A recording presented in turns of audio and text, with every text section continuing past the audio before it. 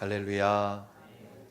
오늘도 예배로 나오신 우리 모든 성도님들에게 하나님 주시는 위로와 은혜와 능력이 충만하시기를 축복합니다. 인사합시다. 사랑합니다. 감사합니다. 오늘도 은혜 받으십시오.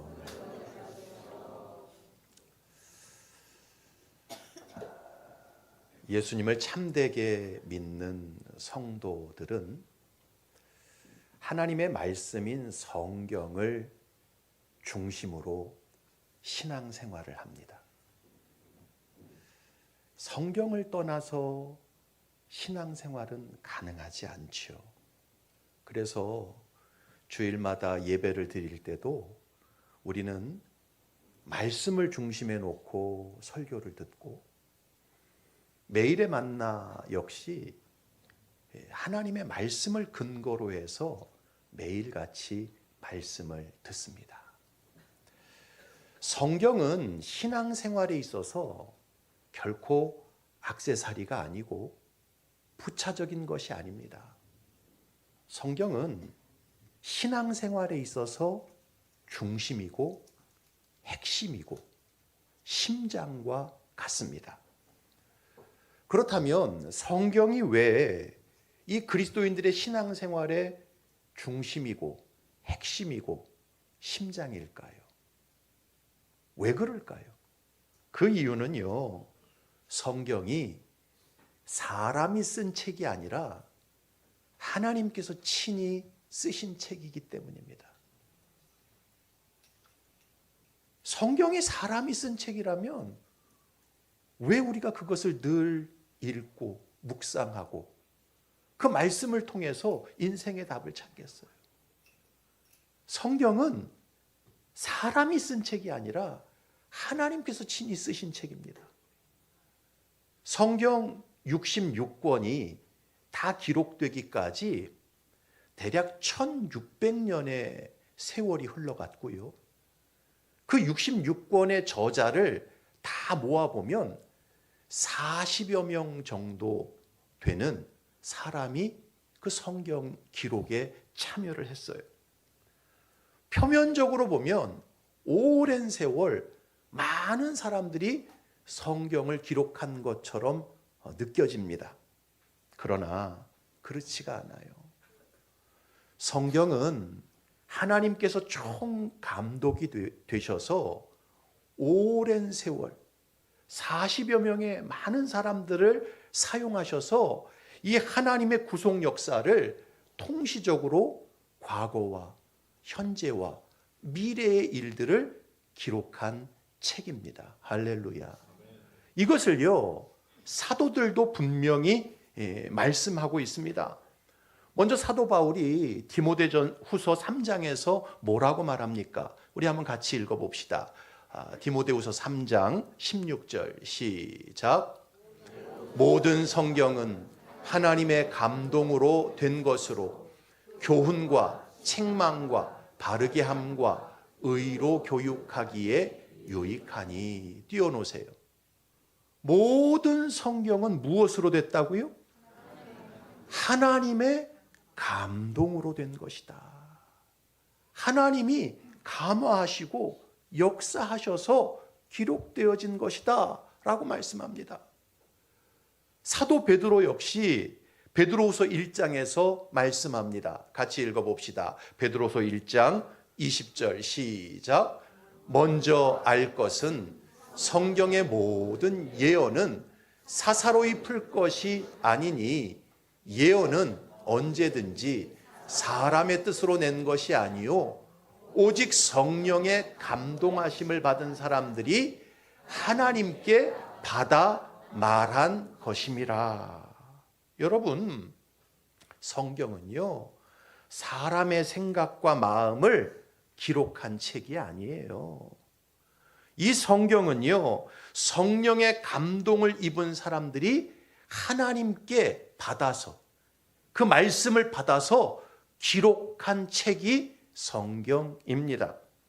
자, 믿는 사람들은요, 이것을 말하면 아멘 하고 받아들여요. 그렇죠?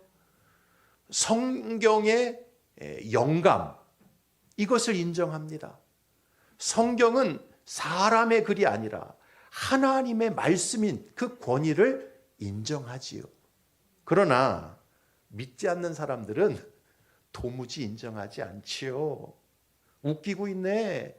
그 성경도 그거 사람이 쓴 책이지 무슨 하나님이 그 성경을 썼어. 그렇게 비아냥거립니다. 그러면서 그 사람들은요, 성경이 정말 하나님께서 쓰신 증거가 뭐냐, 성경이 정말 니들이 말하는 성령의 감동으로 기록된 근거가 뭐냐, 이렇게 따져 묻습니다. 믿는 우리들이야 이 성경이 하나님의 말씀이고 여기에 성령의 영감이 있고 하나님의 권위가 있다는 것을 인정하지만, 믿지 않는 사람들은 이 성경도 사람이 쓴 책에 불과하다, 그게 어찌 하나님이 쓰신 책이냐 라고 따져 묻습니다. 자, 그때 성도는 무엇을 근거로 성경이 하나님께서 쓰신 책이라고 주장할 수 있을까요? 무엇을 보면 성경이 사람의 책이 아니라 하나님의 책이라고 우리가 증언할 수 있을까요? 그것은요, 바로 예언입니다.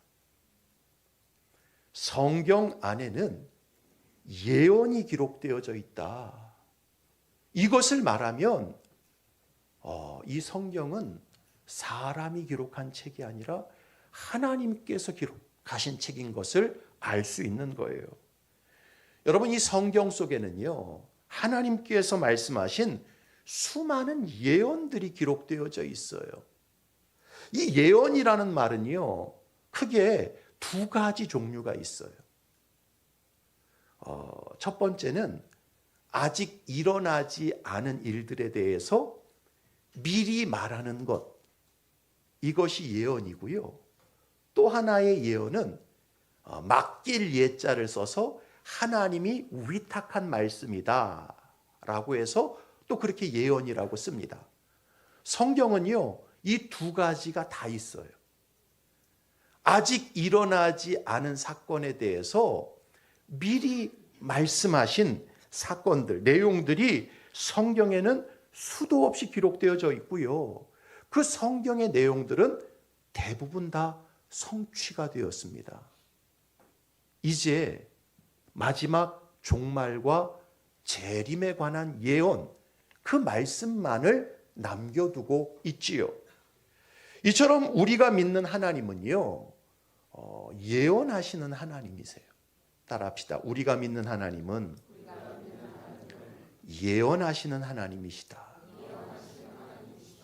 아직 일어나지 않은 일들에 대해서 미리 이전에 말씀하시고 고지하시고, 그리고 그 말씀대로 성취하시는 분이 바로 우리가 믿는 하나님이세요.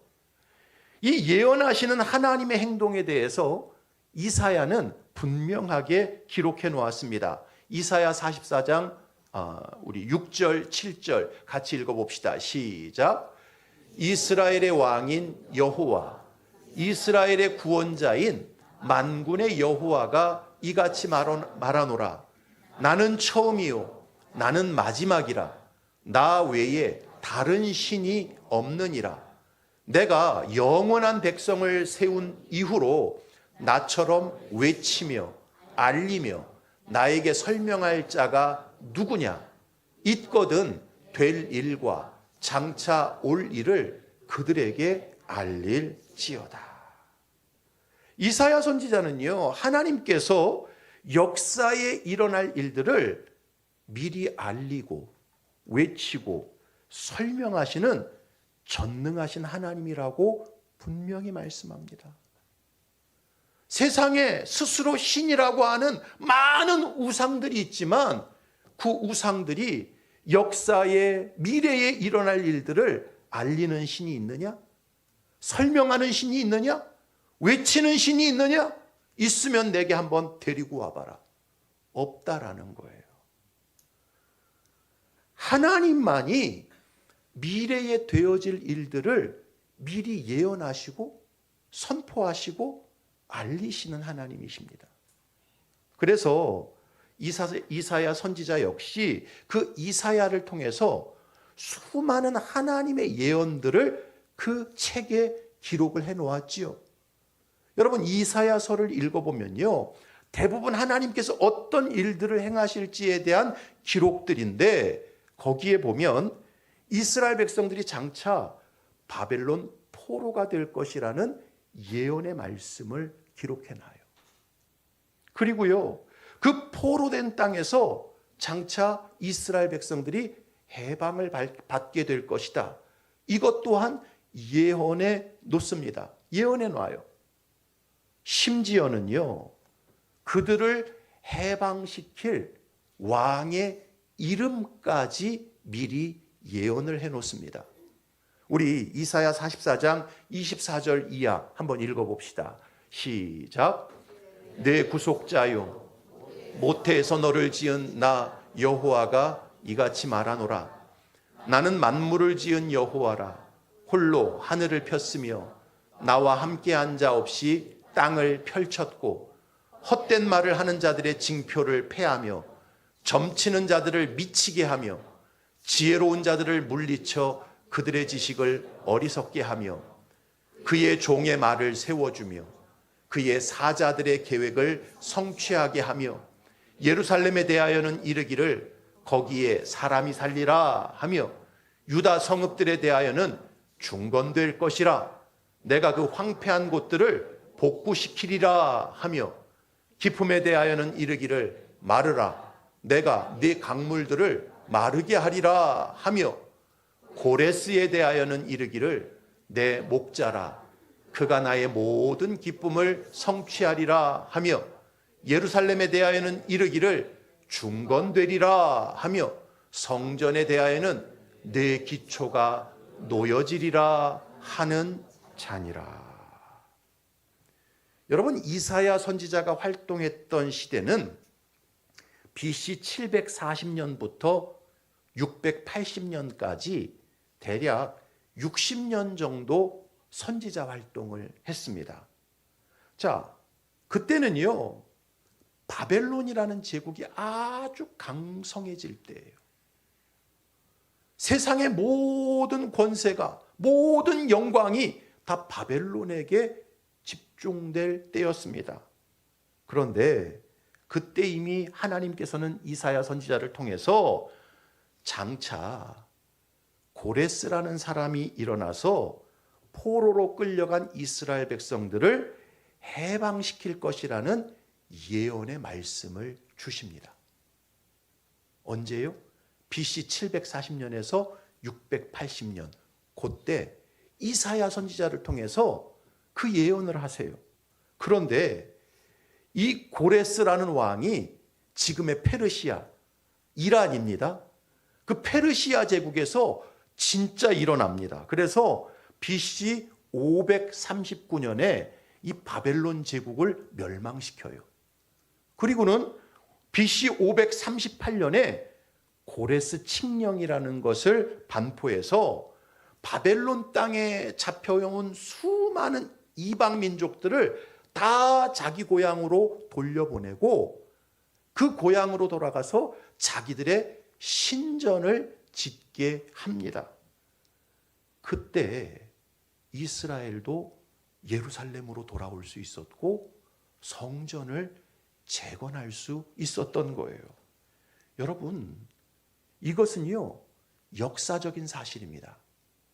1879년에 고고학 팀에서 바벨론 유적지들을 발굴하다가 고레스 원통이라고 하는 쇠기 문자 문서를 발견하게 돼요. 언제요? 1879년도에. 고고학자들이 바벨론 유적지를 발굴하다가 고레스 원통이라고 하는 쇠기 문자 문서를 발견해요. 거기에 보면 이 고레스가요, 바벨론에 사로잡혀 왔던 수많은 민족들을 자기 고토로 돌려보내고 그 자기들이 섬기는 신전을 다 짓게끔 했다라는 내용이 성경의 내용과 똑같이 기록되어져 있는 고레스 원통이라는 고고학 문서를 발견하게 됩니다. 그러니까 이사야 선지자는요, 이미 140년 전에 고레스 왕이 일어나서 이스라엘을 해방시킬 것이고 이스라엘 백성들은 예루살렘에 돌아와서 성전을 짓게 될 것이라는 것을 예언했던 것입니다. 그리고 그 예언이 그대로 성취가 되어졌어요. 자, 하나님이 미리 말씀하시고 그 예언의 말씀이 성취되는 사건들이요, 성경에는 수도 없이 기록되어져 있지요. 자, 그런데 그 예언 중에 가장 큰 예언이 무슨 예언이에요? 예수 그리스도에 대한 예언인 것입니다. 메시아가 오셔서 고난받는 종이 될 것이다. 메시아가 오셔서 세상 죄를 지고 가는 하나님의 어린 양이 되시고 자기 백성을 구원하실 것이다. 메시아께서 장차 무궁한 나라와 권세와 영광을 취하실 것이다. 구약 성경은 결국 예수 그리스도에 대한 예언으로 가득 채워져 있지요. 그리고 그 예수 그리스도께서 이 땅에 오셔서 마침내 구속의 역사를 완성하신 것입니다. 그 주님이 이제 다시 오실 것이라는 그 예언 한 가지만이 남겨져 있는 거예요. 이처럼 성경에는요, 예수 그리스도에 대한 예언, 가장 중심적인 예언이 기록되어 있고요. 동시에 성경을 보게 되면 이스라엘 민족에 대한 예언도 기록되어져 있어요. 특별히 오늘 우리가 읽은 이 본문이 이스라엘 민족에 대한 예언을 내포하고 있습니다. 여러분, 사도 바울이 이 로마서를 언제 기록을 했느냐 하면 제3차 전도 여행 때 기록을 했어요. 그때가 AD 57년, 58년경이었어요. 고린도에서 이 로마서를 썼습니다. 자, 오늘 본문 이 11절, 12절이 AD 57년, 58년경 고린도 지역에서 로마 교회를 향해 쓴 편지입니다. 오늘 11절, 12절을 다시 한번 그 상황에서 한번 읽어봅시다. 시작. 그러므로 내가 말하노니 그들이 넘어지기까지 실족하였느냐? 그럴 수 없느니라. 그들이 넘어짐으로 구원이 이방인에게 이르러 이스라엘로 시기나게 함이니라. 그들의 넘어짐이 세상의 풍성함이 되며 그들의 실패가 이방인의 풍성함이 되거든 하물며 그들의 충만함이리요. 바울은 이스라엘 민족이 예수님을 거부하고 복음을 대적하면서 하나님의 구원이 이방인에게로 넘어가게 되었다라고 말씀을 하고 있지요.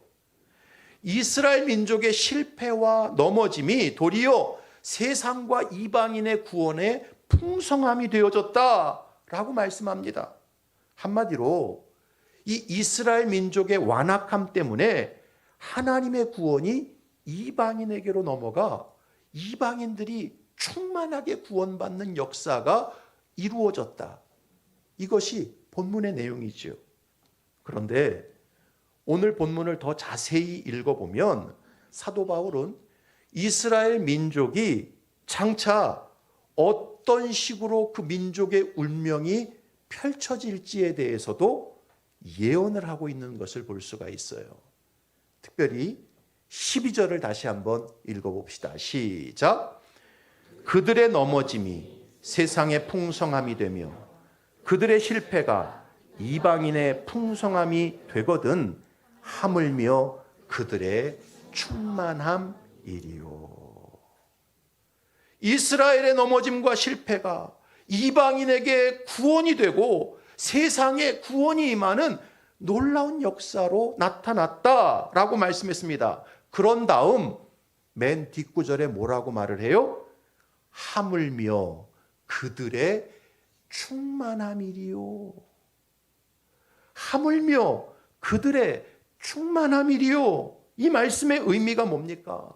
지금 저 이스라엘 민족 유대인들이 마음이 완악해져서 복음을 거부하고 예수님을 받아들이지 않아서 그들의 구원이 다 이방인에게로 넘어가게 되어졌지만 이스라엘이 장차 저 완악함을 버리고 예수님께로 돌아와서 충만한 교회의 일원이 되어진다면 어떤 일이 벌어지겠느냐? 그 얘기인 거예요. 어떤 일이 벌어진다고 말하는 거예요? 하나님의 구원이 온전히 성취되어지는 일이 일어날 것이다. 이걸 지금 말하고 있는 거예요. 바울은 이 비슷한 주장을 그 뒤에 15절에서도 분명하게 밝히고 있지요. 우리 15절 같이 한번 읽어봅시다. 시작. 그들을 버리는 것이 세상의 화목이 되거든 그 받아들이는 것이 죽은 자 가운데서 살아나는 것이 아니면 무엇이리요? 유대인들을 버리는 것이 세상의 화목이 돼요. 세상, 이방인들, 그들이 하나님과 화목해 되어지는 역사가 나타나는 근거가 된다라는 거예요. 하물며 그들이 다시 예수님께로 돌아와 복음을 받아들이는 것은 죽은 자 가운데서 살아나는 것이 아니면 무엇이리요? 여러분, 예수님께서 2000년 전 십자가에 못 박혀 죽으시고 사흘 만에 사망 권세를 깨뜨리시고 부활하셨습니다. 할렐루야. 예수님은 부활의 첫 열매세요. 할렐루야. 예수님은 부활하셨지만 그 예수님의 부활이 전 우주적인 부활은 아니었어요. 그렇죠? 예수님만 다시 살아나신 거예요. 그래서 예수님의 부활을 부활의 첫 열매다라고 말씀하는 것입니다. 그런데 바울의 논조는 뭐냐? 저렇게 완악한 이스라엘이 장차 예수님께로 돌아오게 된다면 그것은 마지막 재림의 때 모든 택자들이 부활에 참여하는 전 우주적 부활이 일어나는 일과 방불한 역사가 일어나게 될 것이다. 이걸 말하는 거예요. 그러니까 무슨 얘기예요? 저 유대인들이 저렇게 지글지글하게 예수 안 믿고 복음을 대적하는 것 같아도 결국은 주님 다시 오시기 전에 이스라엘 민족이 주께로 돌아올 것이다. 할렐루야. 그때가 되면 예수님의 그 부활의 첫 열매 사건이 전 우주적으로 하나님의 택자들이 다 부활의 신령한 몸을 입는 그 역사로 연결되어 일어날 것이다. 이제 그걸 설명하고 있는 거죠. 그러면서 바울은 결론적으로 이렇게 예언합니다. 11장 25절, 26절 같이 읽어봅시다. 시작.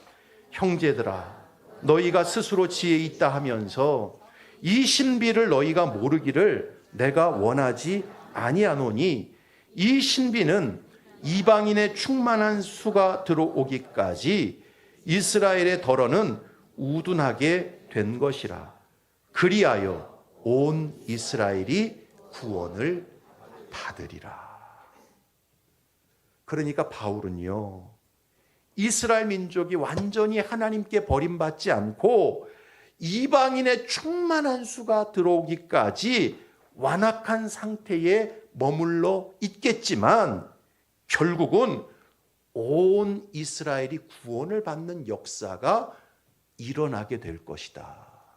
이것을 지금 예언하고 있는 것입니다.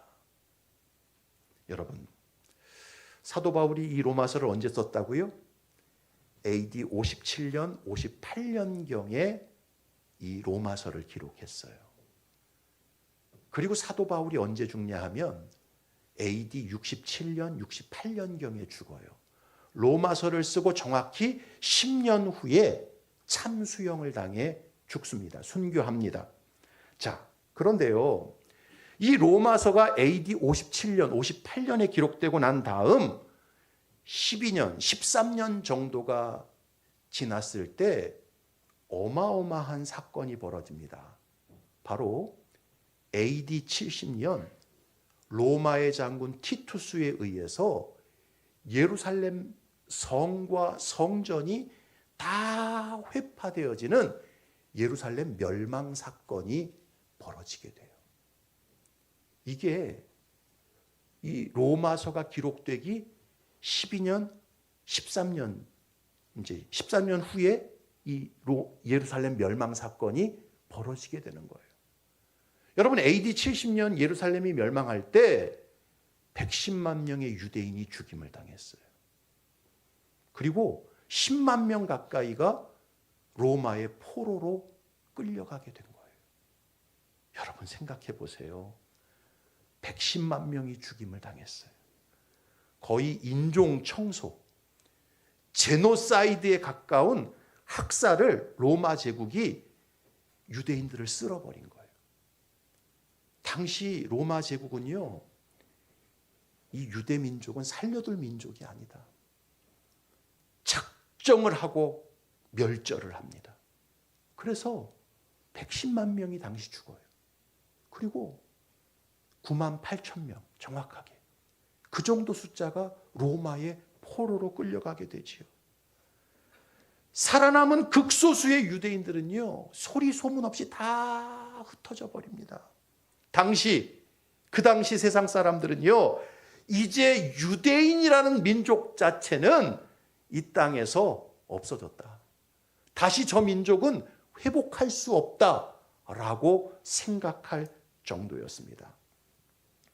그렇게 유대인들은 AD 70년 예루살렘 멸망 사건을 통해서 전 세계로 흩어져서 2000년 동안 나라 없이 유리방황하는 생활을 하게 되지요. 그리고 그 2000년 세월 동안 가는 곳곳마다 유대인이라는 그 하나의 이유 때문에 학대와 배척과 고통을 받게 돼요. 많은 사람들이 유대인의 고난을 나치 독일에 의해서만 고난받은 것으로 기억을 합니다. 나치 독일이 그렇게 유대인을 많이 학살했지 이렇게만 알아요. 그러나 그렇지 않습니다, 여러분. AD 70년 예루살렘이 멸망한 이후에 나라를 건국하기 전까지 2000년 역사 동안 유대인들은 가는 곳마다 학대와 배척과 고통의 삶의 연속이었어요. 제가 설교를 준비하면서 유대인들의 고난의 역사를 좀 정리를 했습니다. 들어보십시오. AD 70년에 예루살렘 멸망 이후에 흩어졌어요. 그리고 AD 137년 하드리안 황제 때 로마 제국 내 유대인 마을 985개를 다 불질러버리고 초토화시켜서 이 유대인들을 91개 민족으로다가 흩어버립니다. 이게 AD 137년에 일어난 일이에요. AD 379년 데오도시우스 황제 때는요, 아예 로마 제국 안에서 유대인 차별법이라는 것을 제정합니다. 유대인들은 4가지를 못해요. 첫 번째, 공직에 들어갈 수가 없어요. 회당, 시나고그를 건축할 수 없습니다. 기독교인과 절대 결혼하지 못합니다. 4번째, 노예를 소유할 수 없어요. 이게 AD 379년 데오도시우스 황제가 유대인 차별법으로 제정한 법이었어요. 제1차 십자군 전쟁 1090년부터 1099년 동안 유대인 학살 1만 명이 죽임을 당해요. 여러분, 중세시대는 기독교가 엄청나게 성장하던 때 아닙니까? 기독교인들에게 유대인들은 어떤 민족이냐? 우리가 주님으로 섬기는 예수님을 십자가에 죽인 민족이었어요. 그래서 제1차 십자군 전쟁 때 그 십자군들이 유대인들을 10,000명을 학살합니다. 그리고 50년 후에 2차 십자군 전쟁이 또 일어나거든요. 그때 10수만 명의 유대인들을 또 학살해요. 1236년 십자군이 유대인 3,000명을 말발굽으로 다 밟아서 죽입니다. 1254년 프랑스 루이 황제는요, 유대인 재산을 몰수하고 학살하고 그들을 추방해 버려요. 프랑스에서. 1290년 영국 에드워드 1세는요. 유대인 추방령을 내려서 영국 땅에서 유대인들을 다 내쫓아 버립니다. 1298년 오스트리아에서는 유대인 10만 명을 학살합니다. 1306년 프랑스에서는 유대인 10만 명의 재산을 다 몰수해 버렸어요. 1348년 유럽에 흑사병이 돌았을 때 그 흑사병의 원인을 유대인에게 뒤집어 씌워서 100만 명을 학살합니다. 우물에 독을 타서. 그렇게 유대인들을 흑사병이 돌았을 때 100만 명을 죽여요. 1492년 스페인 종교재판에서 30만 명의 유대인을 추방했고 1496년 포르투갈에서 모든 유대인을 그 포르투갈 영내에서 다 추방을 시킵니다. 그리고 우리가 아는 대로 제2차 세계대전 히틀러에 의해서 600만 명이 가스실에서 죽임을 당합니다. AD 70년 예루살렘이 멸망된 이후로부터 그 2000년 역사 속에서 유대인들은 계속해서 고난을 겪습니다. 그들이 소생한다? 그들이 나라를 세운다? 이건 말도 안 되는 일이었던 것이죠. 그런데 1948년 5월 14일 이스라엘은 기적적으로 2000년 만에 자기들이 하나님께로부터 받았던 그 가나안 땅, 팔레스타인 그 고토에 나라를 세우고 독립을 선포하기에 이릅니다. 여러분, 이스라엘의 독립은요, 이스라엘의 건국은요, 인류 역사상 전무후무한 사건입니다. 그 누구도 2000년 전 나라를 잃었던 이스라엘 민족이 자기들의 원래 고토에 다시 나라를 세울 것이라고는 아무도 상상할 수가 없었습니다.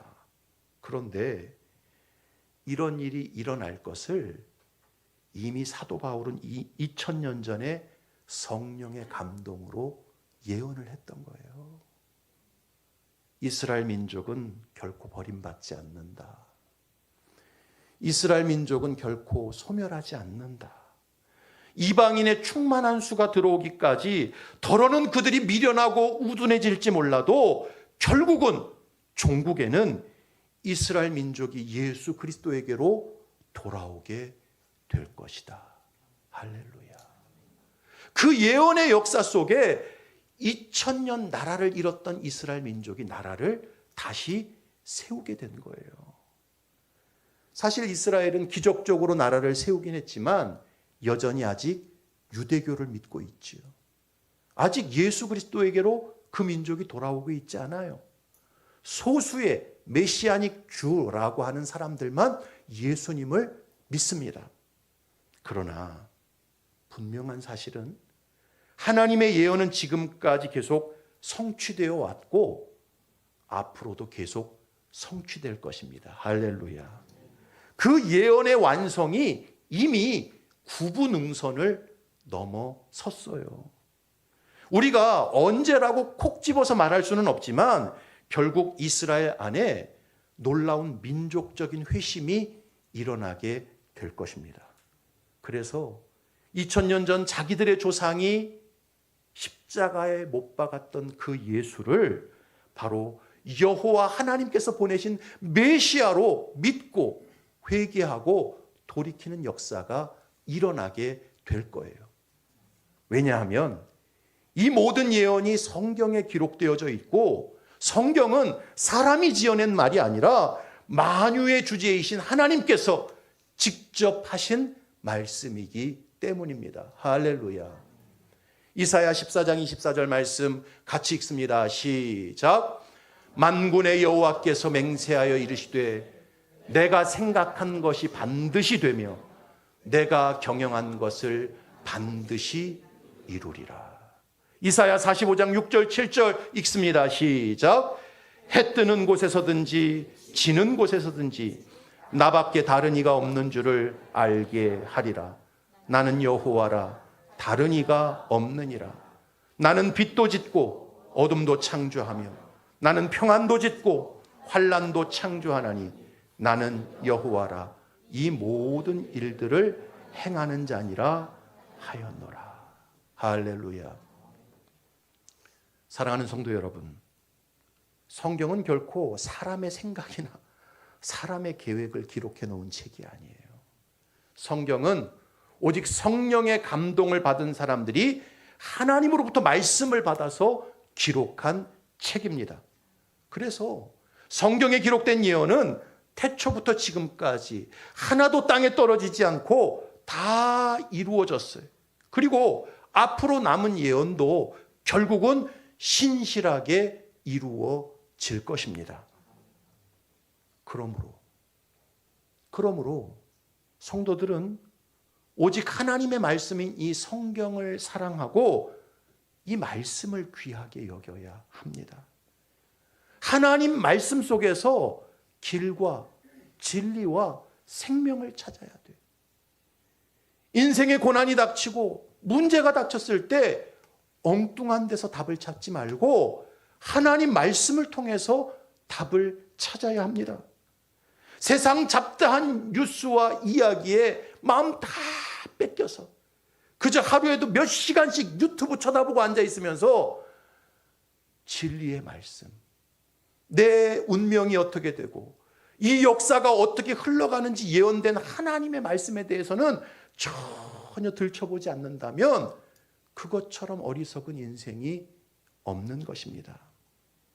바라기는 저와 여러분들이 죄인을 구원하시고 인류 역사를 이끌어 가시는 하나님의 경륜이 이미 성경 속에 다 기록되어져 있고 예언되어져 있다는 사실을 다시 깨달으실 수 있기를 바랍니다. 그래서 오직 성경을 가까이 하고 성경을 내 인생의 등불과 빛으로 삼고 살아가는 참된 하나님의 자녀들이 되실 수 있기를 주님의 이름으로 축원합니다.